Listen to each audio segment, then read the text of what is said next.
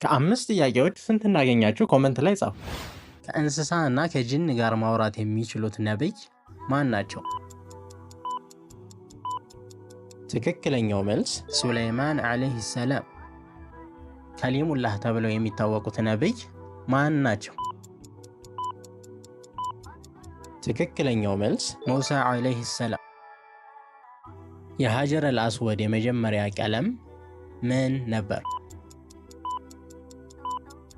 ትክክለኛው መልስ ነጭ። ከእግራቸው ስር ውሃ የፈለቀው ነብይ ማን ናቸው? ትክክለኛው መልስ እስማዒል ዓለይሂ ሰላም። የመጨረሻውን ጥያቄ መልስ ኮመንት ላይ ይጻፉ።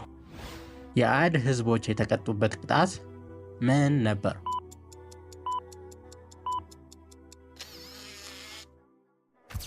ሐላል ኔት